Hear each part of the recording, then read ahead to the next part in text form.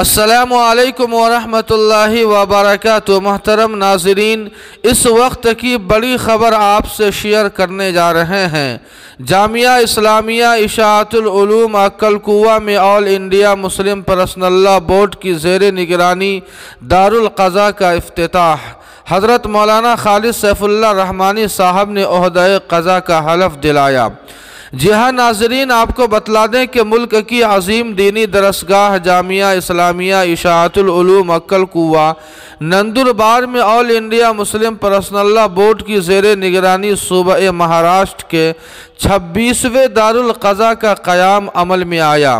افتتاحی اجلاس اور حلف برداری تقریب کی صدارت حضرت مولانا غلام محمد وستانوی صاحب نے فرمائی۔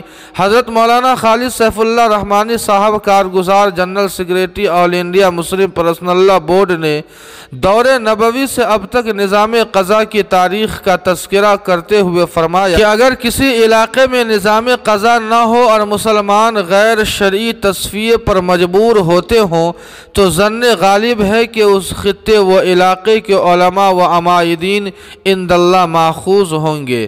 حضرت مولانا عتیق احمد بستوی صاحب کنوینر دارالقضاء کمیٹی نے اپنے خطاب میں فرمایا کہ کار قضاء ایک اہم ترین دینی فریضہ ہے۔ مجھے خوشی ہے کہ ملک کی اس عظیم دینی درسگاہ اور اس علاقے کے لیے دارالقضاء کا قیام عمل میں آیا ہے۔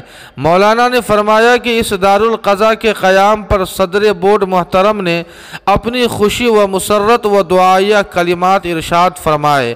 حضرت مولانا تبریز عالم صاحب آرگنائزر دارالقضاء کمیٹی نے نظام قضاء کے قانونی و سماجی پہلو پر گفتگو کرتے ہوئے دارالقضاء کو ملک و سماج کی اہم ترین ضرورت قرار دیا ہے۔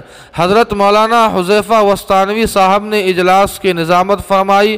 حضرت مولانا خالد سیف اللہ رحمانی صاحب نے مولانا مفتی محمد جعفر صاحب ملی قاضی شریعت اور مولانا مفتی محمد دانش صاحب کو نائب قاضی شریعت کا حلف دلایا۔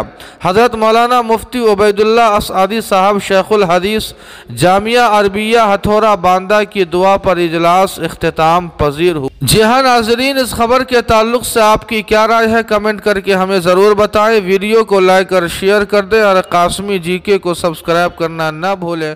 والسلام علیکم ورحمۃ اللہ۔